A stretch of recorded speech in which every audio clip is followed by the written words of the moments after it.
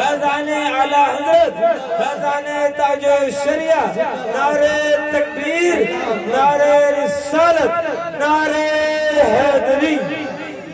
سنو محمد کا کلمہ پڑھنے والوں، میں تمہارے محمد کی بات کر رہا ہوں، اور میں تمہارے نہیں بلکہ پوری دنیا کے محمد کی بات کر رہا ہوں۔ بیٹی سے ماں نے کہا تھا میرے لال بات سچ ہے، تیرا باپ محمد کو گالی دیتے دیتے دنیا سے چلا گیا، لیکن اس دروازے پہ میری مرضی سے صبح کو چلی جانا، اگر اس دروازے سے تجھے کچھ نہ ملے تو تو پھر موت کی ابدی نیند سو جانا، میں تجھ سے کچھ نہیں کہوں گی۔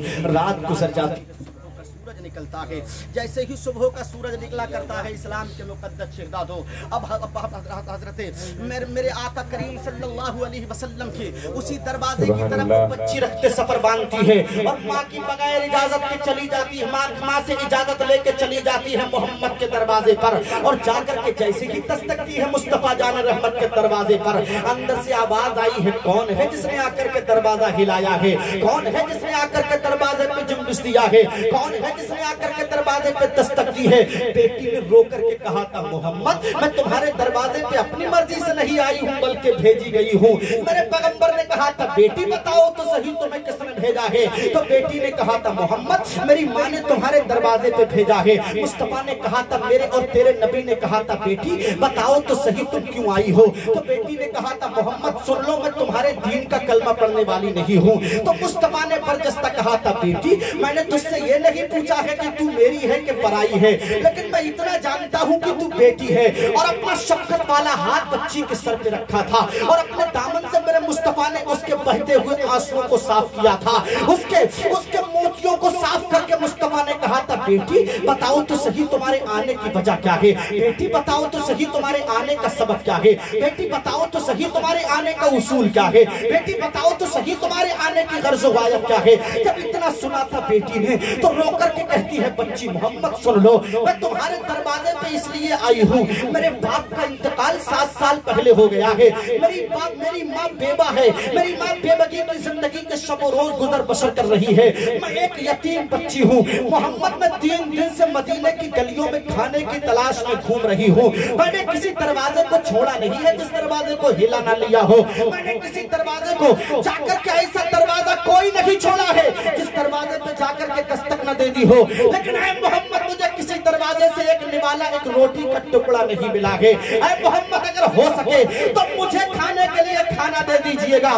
جب اتنا سنا تھا میرے اور تیرے نبی نے تو پلٹ کے اسی دسترخوان کی طرف جاتے ہیں محمد یا ربی مصطفیٰ، جس دسترخوان پہ ان کی بیٹی سجدہ طاہرہ عابدہ زاہدہ سجدہ فاطمہ کھانا کھایا کرتی تھی، جس پہ مولا کائنات کھانا تناول کرتے تھے، جن پہ ان کے بچے امام الحسین کھانا کھایا کرتے تھے، میرے مصطفیٰ تمام دسترخوان کے کھانے کو یکجا اکٹھا کرتے ہیں، اور کرنے کے بعد میں بچی کے کشکول میں کاسے میں لا کر کے رکھ دیتے ہیں، کھانا تو دیتے ہی ہے مصطفیٰ، ساتھ میں ایک جملہ بھی دیتے ہیں، کہتے ہیں بیٹی سن لے ارے قیامت تک اگر تجھے بھوک لگے تو کسی اور دروازے پہ مت جانا بلکہ محمد کے دروازے پہ آ جانا، اگر قیامت تک تجھے کھانے کی تلاش رہے گی تو محمد کے دروازے سے قیامت تک تجھے ملتا رہے گا، منع نہیں کیا جائے گا۔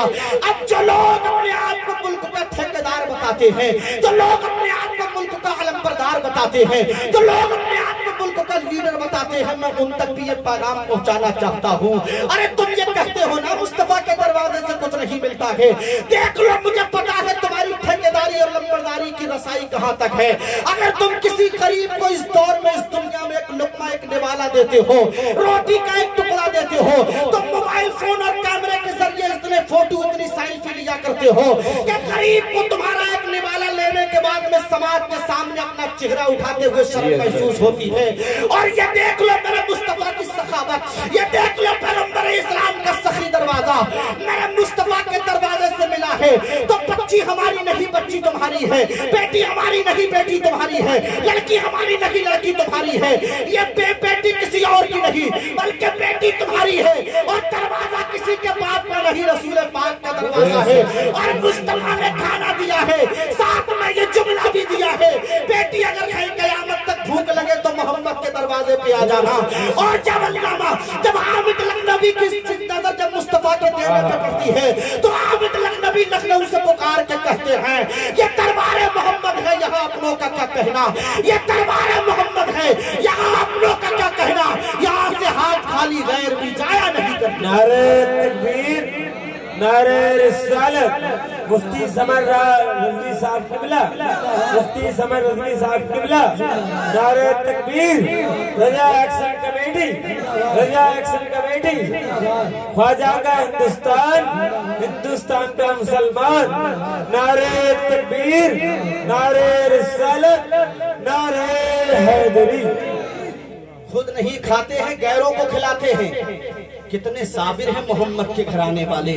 اور اعلیٰ حضرت کی نظر جب پیغمبر کے دینے پہ پڑتی ہے تو کہتے ہیں کون دیتا ہے دینے کو چاہیے، دینے والا ہے سچا ہمارا نبی۔ اب بیٹی آئی تھی روتی ہوئی، مسرت و شادمانی میں جھومتی ہوئی جا رہی ہے، بیٹی آئی تھی غمگین ہو کر کے، لیکن اب وہ خوشی کے ترانے پڑتی ہوئی جا رہی ہے۔ مصطفیٰ کے دروازے سے جب کھانا مل گیا، جب مصطفیٰ کے دروازے سے دعائیں مل گئی تو پلٹنے لگی، پلٹ کے کہنے لگی محمد میں آخری بات، آخری بنتی، آخری ریکویسٹ آپ سے کرنا چاہتی ہوں۔ میرے اور تیرے نبی نے کہا تھا بیٹی بتاؤ تو صحیح کیا کہنا چاہتی ہو۔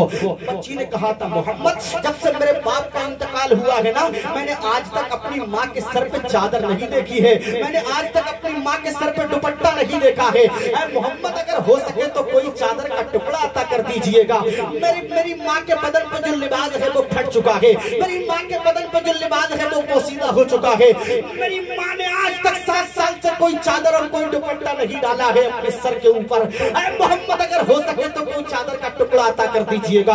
میرے پیغمبر اپنے گھر کے اندر تشریف لے جاتے ہیں اور اسی چادر کو اٹھاتے ہیں جس چادر کے بارے میں آپ کو بتانا چاہتا ہوں، جس کو مزمل والی چادر کہا جاتا ہے، اور پوری دنیا کے پہاڑوں کا اگر سونا اور چاندی بنا کر کے بیچا جائے، اس سے جو رقم فراہم ہو اور اس رقم کو اگر چادر کے بدلے میں دیا جائے تو اس کی شان چادر کا حق نہیں ادا ہو سکتا، اس کی شان چادر کی قیمت ادا نہیں ہو سکتی۔ اسی شان والی چادر کو مصطفیٰ نے بچی کے ہاتھ میں فولڈ کر کے دے دیا ہے، تہ بنا کر کے دے دیا ہے۔ اب بچی اس چادر اور کھانے کو لے کر کے مشدت و شادمانی میں جھومتی ہوئی مسکراتی ہوئی جا رہی ہے، اپنے دروازے پہ دستک دی ہے۔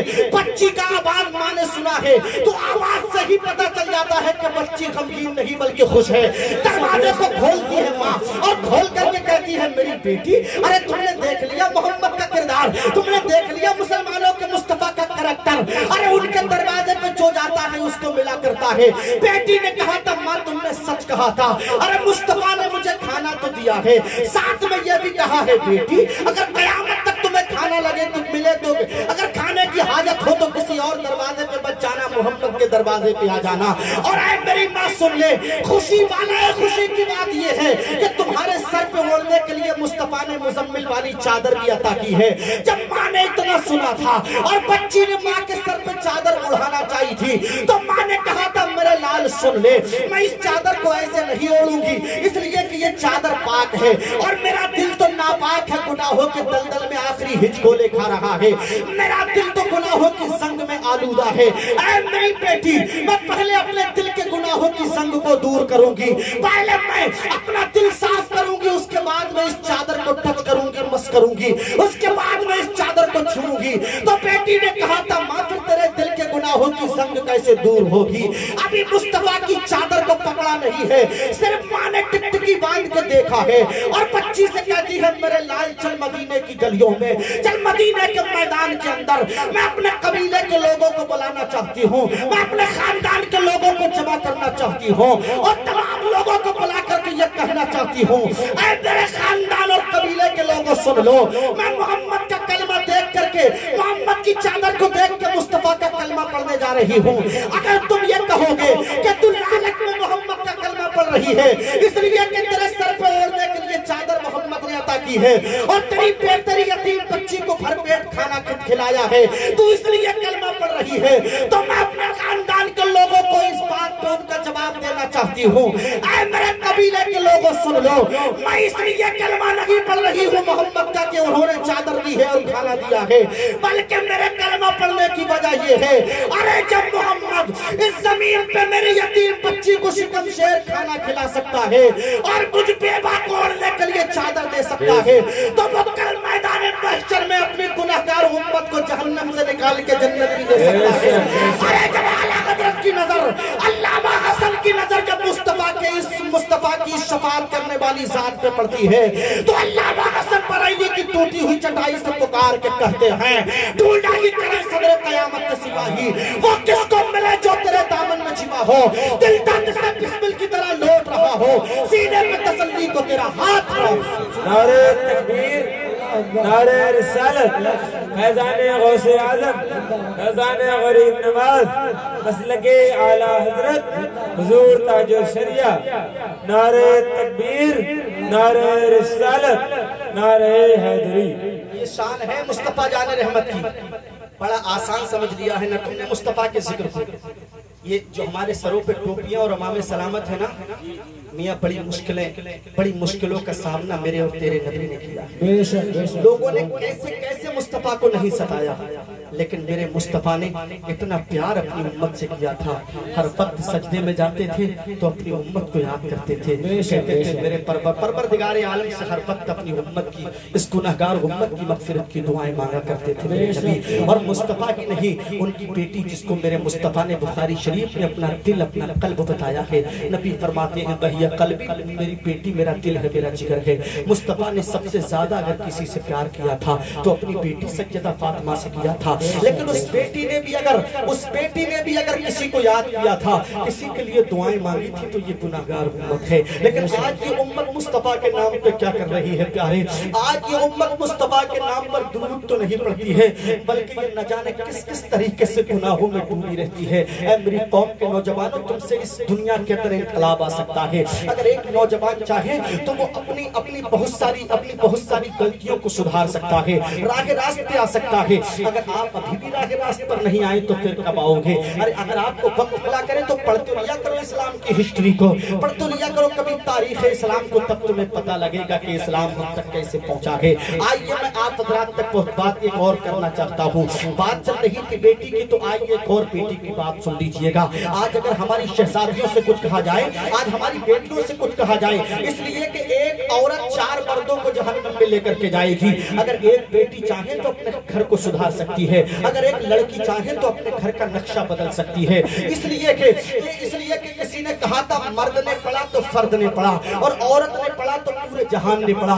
इसलिए कि औरत से कई मर्दों का कांटेक्ट होता है, औरत से कई मर्दों का वास्ता होता है। कहीं पे उसका वास्ता बेटी की शक्ल में उससे होता है, कहीं पे उस बेटी का वास्ता उसके भाई का, उसकी बहन होने की शक्ल में हुआ करता है। कहीं वो किसी की माँ बनती है तब किसी मर्द से उसका वास्ता होता है, कहीं वो किसी की बीवी बनती है तो किसी शौहर की शक्ल में, बीवी बनने की शक्ल में उससे उसका वास्ता हुआ करता है। लेकिन अगर हम बेटियों से कहें, ऐ मेरी इस्लाम की बेटियों, अरे तुम्हें जब वक्त मिलता है ना, घर के बर्तन धोने के बाद में, घर के कपड़े धुलने के बाद में, घर की साफ और सफाई करने के बाद में, घर में झाड़ू लगाने के बाद में, अगर तुम्हें वक्त मिलता है ना, तो तुम टीवी और एलसीडी के सामने बैठ करके दुनिया के सीरियल मत देखा करो, बल्कि अगर तुम्हें वक्त मिल जाया करे तो कभी सैयदा ज़ैनब की हिस्ट्री को पढ़ लिया करो, कभी सैयदा फातिमा की जिंदगी को पढ़ लिया करो।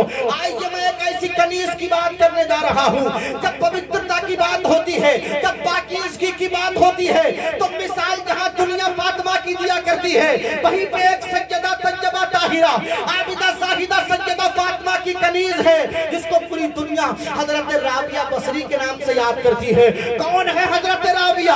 ये वही राबिया है। इनको राबिया क्यों कहा जाता है? राबिया के माने 4 के आते हैं। ये चौथे नंबर पे पैदा होने वाली थी, इसलिए इनका नाम राबिया रखा गया था। और बसरा इनके नाम से इसलिए जोड़ा जाता है, ये शहर बसरा से ताल्लुक रखती थी। इनका निकाह भी हो चुका था, लेकिन इनके शौहर का इंतकाल जवानी की हालत में हो गया था। ये देखने में बहुत ज्यादा खूबसूरत नहीं थी, ये देखने में बहुत ज्यादा महजबी और महपारा नहीं थी, देखने में बहुत ज्यादा कलर इनका अच्छा नहीं था, ये थोड़ी सी सांवले कलर की थी, ये बहुत ज्यादा खूबसूरत नहीं थी, लेकिन अल्लाह की बड़ी बरगुज़ीदा बंदी थी, अल्लाह की बड़ी पाकीज़ा बंदी थी। अपने मौला को मनाने में हर वक्त लगी रहती थी। जमाने के लोग सोते थे, लेकिन राबिया हर वक्त अपने मौला को मनाने में लगी रहती थी। हज़रत राबिया अपनी टूटी हुई झोपड़ी में रहती थी। इन्होंने निकाह तो किया था सुन्नत रसूल के मुताबिक, लेकिन परवरदिगार आलम ने पहले ही फरमा दिया है कि मौत तो हर शख्स को आनी है। इसीलिए इसी मौत के ताल्लुक से उनके शौहर में मौत का फरिश्ता हाइल हो चुका था, उनका इंतकाल हो गया। ये बेबकी की जिंदगी गुजर बसर कर रही थी। अब आइए सुनते चले जाइएगा इस्लाम के मुकद्दस शहजादों। उसी बसरा के अंदर एक बहुत बड़े सरकार के दीन के आलिम रहते थे।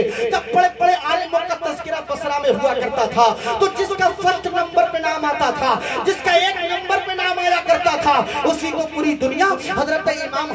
बसरी के नाम से याद किया करती थी। और उनकी शान ये थी, जब बसरा के अंदर बड़े बड़े मसाइल उलझा करते थे तो अपने वक्त के बड़े बड़े आलिम किसी और से मसला हल कराने के लिए नहीं बल्कि हजरत इमाम हसन बसरी के पास में जाया करते थे।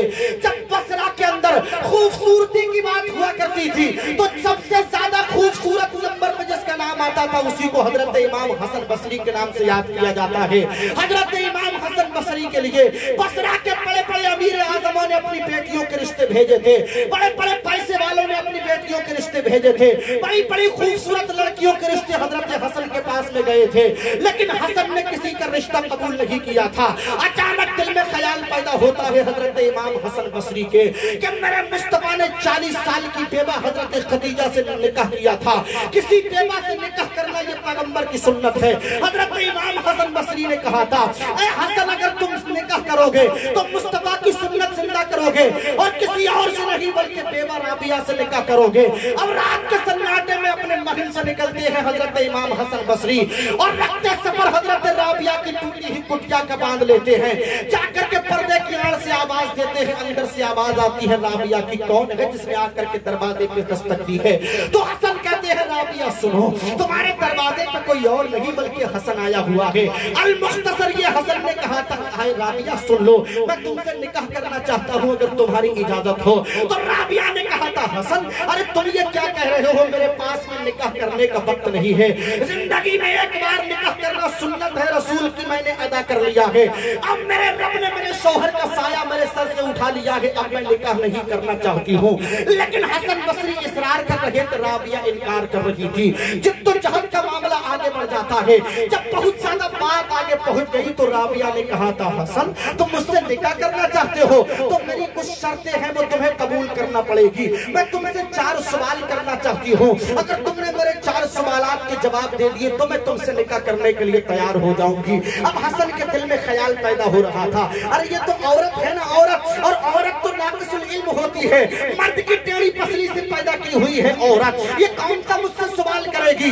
ये जो भी मुझसे सवाल करेगी मैं चुटकियों में जवाब दे दूंगा। अरे बसरा के बड़े बड़े मसाइल उलझते हैं तो मैं ही तो सुलझाया करता हूँ। ये हजरत इमाम हसन बसरी के दिल में ख्याल पैदा हो रहा था, लेकिन उन्हें क्या पता था राबिया इतना बड़ा सवाल कर देगी। ऐ सिरसा के अंदर रहने वालों, मैंने अब तक के जो बोला है और जो तुमने अब तक सुना है, अब मैं एक बात ऐसी आपको सुनाने जा रहा हूँ। अगर आपके सीने के अंदर दिल है और उस दिल के अंदर धड़कने मौजूद हैं और वो धड़कने अगर मदीने के ताजदार से प्यार करती हैं तो आपकी आंख से आंसू जरूर निकलेगा। हजरत राबिया ने कहा था, हसन मैं तुमसे 4 सवाल करना चाहती हूँ। राबिया ने जब इतना कहा तो हसन कहते हैं, राबिया बताओ तुम्हारा पहला सवाल क्या है? तो राबिया ने कहा था, हसन सुन लो, मेरा पहला सवाल ये है, हसन जरा ये बताओ कि राबिया जन्नती है कि जहन्नमी है? जब इतना सुना था हसन ने तो हजरत इमाम हसन के पैरों से जमीन निकल जाती है। अरे वो हसन जिसे अपने बारे में नहीं पता था कि मैं जन्नती हूँ कि जहन्नमी हूँ, तो राबिया को दलील कैसे दे सकता था कि राबिया तू जन्नती है कि जहन्नमी है? जब इतना सुना था हजरत इमाम हसन बसरी राबिया की जुबान से तो पैरों के नीचे से जमीन निकल जाती है। और मैं आपको बताना चाहता हूँ, जो लोग अपने पंजे में जन्नती होने का सर्टिफिकेट लिए घूम रहे हैं, अगर कोई दुनिया के अंदर नमाज पढ़ने जाता है तो रियाकारी यहाँ तक पहुँच जाती है मस्जिद में जाने के बाद में कि मैं 5 मरतबे मस्जिद में आ रहा हूँ। अरे लोग मुझे देख के कहे 5 वक्त का नमाजी जा रहा है, ये मेरा और तेरा हाल है, इस्लाम के मुकद्दस चिढ़ा दो। लेकिन सुनते चले जाइएगा, अरे दुनिया में हमारे नसीब का कुछ नहीं है, ला तंसा नसीबा का मिनत दुनिया, दुनिया में जो तुम कर रहे हो तुम्हारे नसीब का कुछ नहीं है, सिर्फ तुम्हारे नसीब का एक कफन है जो तुम मरोगे तो तुम्हें मिलेगा, जिसके अंदर जेब भी नहीं होगी। जब तुम उस जेब के अंदर अपनी तिजोरियों की चाबियां रख कर के ले जाओ। एक सवाल किया लेकिन जवाब नहीं दे पाए हसन। अब राबिया कहती है, मेरा दूसरा सवाल ये है, ए हसन सुन लो, जब पूरी दुनिया के नामे आमाल तोले जा रहे होंगे उस वक्त में मेरी नेकियों का पल्ला हल्का होगा कि भारी होगा? हजरत इमाम हसन बसरी इसका सवाल नहीं दे पाए। अब तीसरा सवाल करती है राबिया, हसन बताओ मेरा तीसरा सवाल ये है, जब नामाए अमाल का रजिस्टर वहां पर हाथों में दिए जा रहे होंगे तो मेरे नामाए अमाल का जो रजिस्टर होगा वो सीधे हाथ में दिया जाएगा कि बाएं हाथ में दिया जाएगा? हजरत इमाम हसन बसरी इस तीसरे सवाल का जवाब भी नहीं दे पाए। अब चौथा सवाल सुन लीजिएगा इस्लाम के मुकद्दस शहजादों।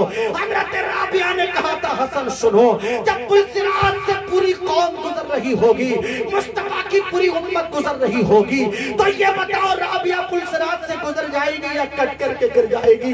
जब हजरत इमाम हसन बसरी ने इतना सुना था तो चीख निकल जाती है हसन की और रो करके कहने लगते हैं, राबिया अरे हसन को अपने बारे में नहीं पता है कि मैं गुजर जाऊंगा या कट के गिर जाऊंगा, तो फिर तेरे बारे में कैसे बता सकता हूँ? जो लोग दुनिया के चक्कर में पड़े रहते हैं, हर वक्त दुनिया दुनिया में लगे रहते हैं, ये दुनिया में हमारे लिए कुछ नहीं है। और दुनिया पे नजर जब बरेली के ताजमहल की पड़ी थी, दुनिया पे नजर जब बरेली के कुतुब मीनार की पड़ी थी, दुनिया पे नजर जब आला हजरत की पड़ी थी, तो आला हजरत ने पुकार के कहा था, अरे दुनिया को तू क्या जाने, ये बिस्की गांठ है हर्राफा, सूरत देखो जालिम की तो कैसी भोली भाली। नारे तकबीर, नारे रिसालत। ये दुनिया है ना, ये बहुत बड़ा खसारा है। दुनिया की सबको तलब है, लेकिन सिर्फ लिमिटेड होना चाहिए। दुनिया उतनी ही हासिल करो जो आपके दिल में न बसने पाए। दुनिया को अगर आपने दिल में बिठा दिया तो फिर आपकी जिंदगी कामयाबी की तरफ नहीं, बर्बादी की तरफ चलने लगेगी। इमाम हसन बसरी अपने वक्त के इतने बड़े इमाम, उन्हें अपने जन्नती होने पर मुकम्मल यकीन नहीं था कि मैं जन्नती हूँ कि जहन्नमी। एक आज हम बस एक दिन जलसा सजा लिया तो साहब जन्नती हो गए। बस एक दिन किसी की खैरात और मदद कर दी तो मोबाइल में वीडियो, मोबाइल में कैमरे के जरिए फोटो ले लिए और जमाने को दिखा दिया कि साहब हम बड़े नेक काम किया करते हैं। अल्लाह के नबी फरमाते हैं, नेकी भी करो तो ऐसे करो कि सीधे हाथ से अगर तुम किसी के साथ में नेकी करो तो तुम्हारे बाएं हाथ को पता न लगने पाए। कुछ इबादतें दुनिया से ऐसे करके चले जाओ कि उस इबादत को सिर्फ तुम जानते हो और तुम्हारा परवरदिगार जानता है।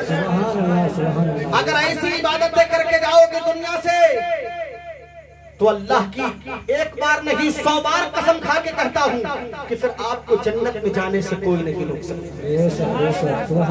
लोगों, अपनी जिंदगी का गौर और फिक्र अपनी जिंदगी पे करो, अपने गिरेबान में ध्यान दो, अपने गिरेबान में बहुत अच्छी नजर डाल करके देखो कि हम अपनी जिंदगी के शब रोज कैसे गुजार रहे हैं। मुस्तफा ने हमें क्या दर्श दिया था, मुस्तफा ने हमें क्या पैगाम दिया था। मोहब्बत भी करो ना तो किसी दुनियादार से मत करो, बल्कि आमना के लाल से करो। एक मोहब्बत करने वाले दीवाना वो होता है जिसको उसकी मोहब्बत मिल जाती है तब भी पागल हो जाता है, और एक मोहब्बत का दावा करने वाला वो होता है जिसे मोहब्बत नहीं मिलती है तब भी पागल हो जाता है। एक शख्स ने एक जाते हुए इंसान को देखा कि उसका चेहरा गर्द आलूदा है, जुल्फे बिखरी हुई है, फटा हुआ लिबास है। तो एक दानिशवर से उसने पूछा, ये जो जा रहा है फटा हुआ लिबास पहने हुए, ये कौन है, किसके लिए पागल हुआ है? तो किसी ने कहा ये मजनू है, ये लैला से मोहब्बत करता था, लैला नहीं मिली तब ये पागल हो गया है। अब दूसरे दिन उसने दूसरे मजनू को देखा, फिर उसी दानिशवर से सवाल किया, ए शख्स, मैंने कल एक दूसरे पागल को यहाँ देखा था, आज दूसरा पागल मेरी निगाहों के सामने है। दीवार इतनी आगे बढ़ गई है कि ये अपना सर दीवारों पर मारता हुआ जा रहा है, ये क्यों पागल हुआ है? तो उस दानिशवर ने जवाब दिया था और कहा था, कल जो मिला था उसको मोहब्बत नहीं मिली इसलिए पागल हो गया है, और इसको इसकी मोहब्बत मिल गई है इसलिए ये पागल हो गया है। तो ये दुनिया की मोहब्बत मिलती है तब भी पागल बना देती है, और नहीं मिलती है तब भी पागल बना देती है। मोहब्बत करो तो दुनियादार से नहीं, बल्कि मदनी और मक्की सरकार से मोहब्बत करो, और मुस्तफा की मोहब्बत अगर मिल जाए तो तुम्हें अपने वक्त का बिलाल बना देती है, और मुस्तफा की मोहब्बत में अगर मुस्तफा का दीदार ना मिले तो अपने वक्त का वैसे करनी बना दिया करता है। محبت کرنا ہے تو بلال جیسی کرو، محبت کرنا ہے تو اویس جیسی کرو. پھر تاریخ کے برخ میں تمہارا نام لکھ کر کے آئے، ہسٹری میں تمہارا نام لکھ کر کے آئے. میں نے جو بولا ہے، آپ نے جو سنا ہے، بتقاضۂ بشریت انسان ہونے کے ناطے کوئی بھی غلطی، خامی، کوتاہی، لغزش ادب احترام باقی ہو گئی ہو، اللہ کے حضور توبہ کرتے ہیں. ان تمام تر علماء سامعین و سامعات کو گواہ بنا کر استغفر اللہ ربی من کل ذنب و اتوب الیہ. کیوں نہ کرتے ہیں شکر کا سجدہ تیرا، پانی پیتے ہیں تیرا، کھاتے ہیں دانا تیرا. میری ہر سانس، میرے قلب کی ہر ایک دھڑکن، کچھ بھی تو میرا نہیں، جو بھی ہے میرا تیرا. یہاں کی کمیٹی نے حضرت مجاہد اہل سنت حضرت علامہ مولانا عالم علوم ربانی خطیب الاسانی حضرت مولانا عاقب رضا صاحب قبلہ کی اس پوری کمیٹی نے، اس پوری بستی کے لوگوں نے جس طریقے سے، جیسے بھی اپنے شانے سے، ان کے شانے سے شانہ ملا کر، کاندھے سے کاندھا ملا کر، جس طریقے سے جیسے بھی مصطفیٰ کی ولادت پہ یہ حسین جلسہ سجایا، اللہ رب العزت ان کی اس محنت کو، کاوش کو، کوشش کو اپنی بارگاہ میں قبول فرمائے. نرم محتاج اپنے بندوں کا سنبھالنے میں الہی خیر و برکت دے، تو سب کے عابدانے میں مریضوں کو شفا دے رب قدیر، جملہ بیماروں کو صحت دے، غریبوں بے کسوں کو مال و زر حسب ضرورت دے. وما علینا الا البلاغ. السلام علیکم. وعلیکم السلام ورحمۃ اللہ وبرکاتہ. اور خوشی کی بات یہ ہے، کہاں جا رہے ہیں؟ اچھا کہاں جا رہے ہیں بھیا؟ کسی حاجت سے جا رہے تو چلے جاؤ، پھر آ جائیے گا. خوشی کی بات یہ ہے کہ ہمارے اور آپ کے بیچوں بیچ ابھی کچھ ہی وقت میں نبی رائے اعلیٰ حضرت مجاہد دورہ ہمدرد قوم و ملت خلیفہ سرکار امین شریعت حضور عدنان میاں صاحب قبلہ کی آمد ہونے والی ہے. انشاءاللہ حضرت کا نورانی چہرہ ہمیں اور آپ کو دیکھنا ہے. آپ لوگوں کو بھی جانا نہیں ہے، حضور عدنان میاں سے ملاقات کرنا ہے اور حضرت کے چہرے کی حضرت کے نورانی چہرے کی زیارت کرنا ہے. اور خطیب اہل سنت حضرت علامہ مولانا طاہر رضا صاحب قبلہ کا بیان میں سننا ہے. لیکن جیسا مجھے حکم ہوا ہے، آئیے نبی کی نعت پڑھنے کے لیے مداح حبیب دابر سباخان پیمبر بھائی مونس اختر صاحب قبلہ کے استقبال کر لیں. ایک نعرہ لگائیں، بلند آواز سے بولیں نعرہ تکبیر. نیند لگنے لگی ہے، نیند لگ رہی ہے، آگے بتا رہی ہے. خیر دیوانوں اٹھ جاؤ، کیونکہ نبی رائے اعلیٰ حضرت حضور عدنان میاں کی آمد ہو رہی ہے. پھر بلند آواز سے بولو نعرہ تکبیر. ماشاءاللہ ابھی بھی جذبہ ہے، اور تھوڑی بیداری پیدا کیجئے گا. بلند آواز سے بولو نعرہ تکبیر، نعرہ رسالت، نعرہ غوث. خواجہ کا ہندوستان مسلک اعلیٰ حضرت سرکار کی آمد، مکی کی مدنی کی آمد، جشن عید میلاد النبی، جشن عید میلاد النبی. نعرہ تکبیر.